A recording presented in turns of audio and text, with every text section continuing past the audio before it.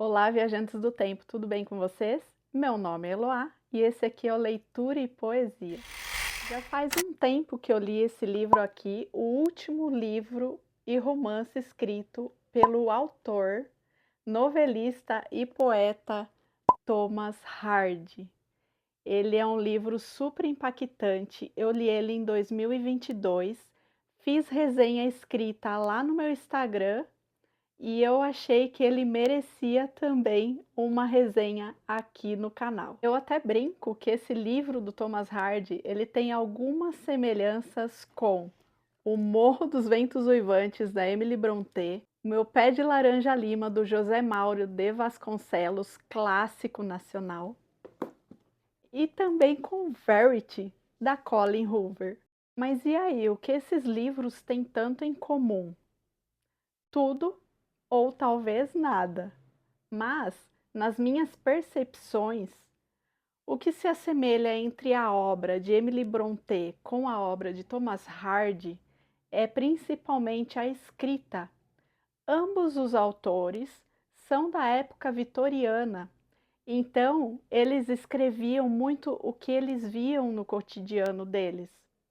Emily, por sua vez, ela era mais reclusa e, como mulher, não tinha tanta facilidade assim de sair e explorar o mundo como o Thomas Hardy teve.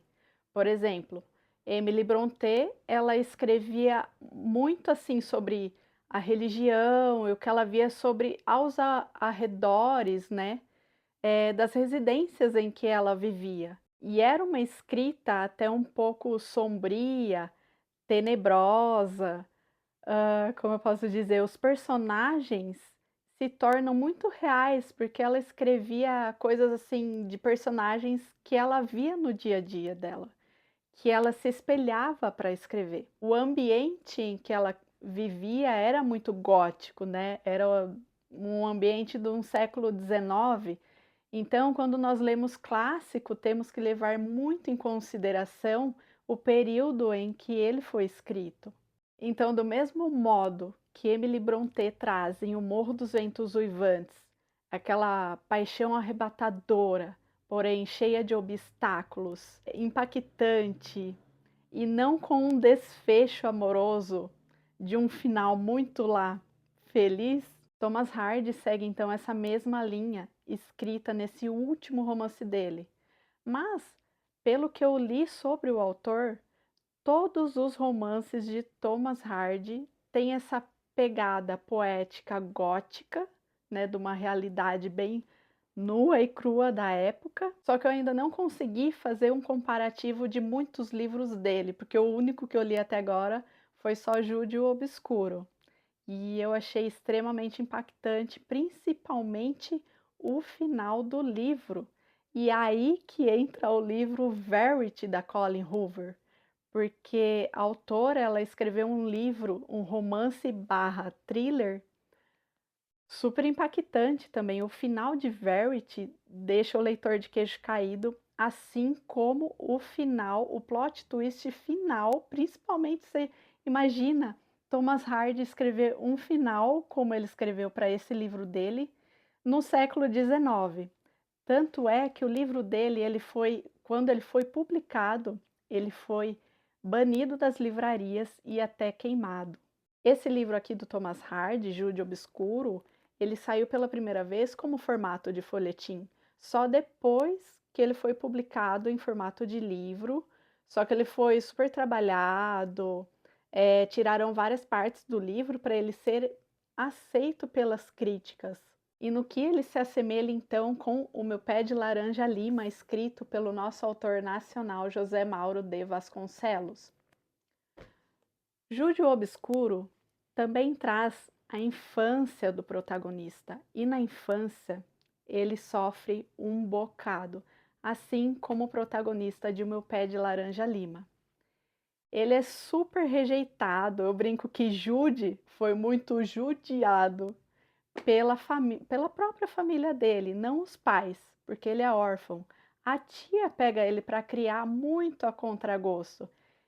Então ele é assim uma criança de uma infância muito sofrida, Mas o que eu acho interessante no livro e na escrita do autor, apesar de o menino ter essa infância sofrida, ele tem muitos sonhos, assim como o Zezé, ele é muito sonhador.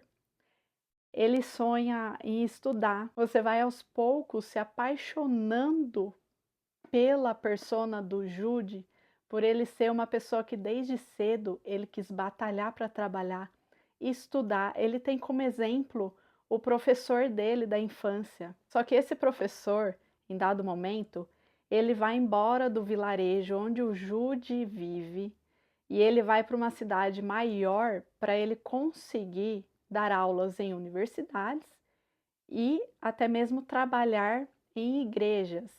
E o que que o Jude quer para a vida dele? Ele tem o professor dele como um ídolo, ele quer fazer a mesma coisa.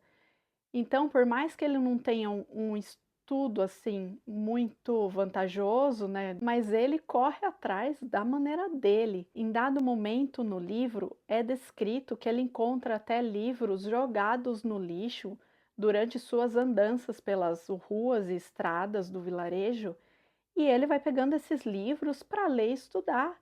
Ele começa a aprender até outras línguas, aprender sobre poemas, e aí que eu encontro todos esses detalhes de vida do autor impressos na obra dele.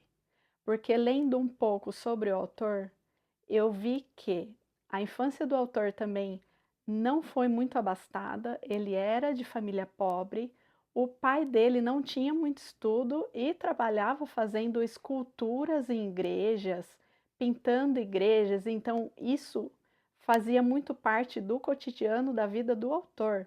E a mãe do autor, que tinha um pouco mais de estudo, dava lições em casa para ele. Então ele trouxe muito isso, pelo menos para essa obra dele que eu li, Jude o Obscuro, e perpetuou todas essas informações desde a infância do protagonista do livro até a vida adulta. Só que Jude não teve uma vida nada fácil, como eu já disse anteriormente, tanto na infância quanto na vida adulta. Ele a Até ele encontrar o seu primeiro amor, ele não sonhava com essa coisa de encontrar um amor, ele só queria estudar e trabalhar e ser alguém na vida. Mas Jude, ao longo de sua trajetória de vida, encontrou alguns amores pelo caminho. E o que eu achei interessante também que o autor aborda na sua obra são as mulheres na vida de Jude. Ele traz as características dessas mulheres não como só donas de casa, donas do lar, mas, e não só as mulheres, mas todos os personagens nessa obra, eles são descritos como assim pessoas bem palpáveis e reais. E olha, e vejam vocês como os clássicos se perpetuam até os dias atuais, porque esse senso de humanidade de cada personagem não tem nenhum personagem que seja tão bom ou tão mal. As mulheres aqui, elas saem para trabalhar e para ganhar o seu sustento, elas sabem muito bem o que elas querem. Só que o que eu fiquei morrendo de dó do Jude, ele se desdobra para dar do bom e do melhor, principalmente para o primeiro amor que ele encontra aqui no livro, aqui na história. E ele só é judiado, coitado, por ela. Ela faz ele de gato e sapato. Ele tenta dar do bom e do melhor, mesmo sendo pobre, mesmo não tendo condições. Ele para até os estudos dele para fazer de tudo por ela e ela acaba depois deixando ele. Mais para frente, ele encontra aquele professor da infância dele e esse professor, ele se casa com uma jovem que ele conheceu lá antigamente, que ela é, acho que até meio que parente dele, se eu não me engano. E aí ele fica todo desolado, mas mais para frente do livro, ele consegue ficar com ela. Só que aí é que tá. Ele, ao longo de toda a história, ele sofre muito, muitas adversidades, E a hora que o leitor, pelo menos eu, achava que a vida dele ia dar aquela guinada, ia ir pra frente, não, tudo voltava para trás e piorava.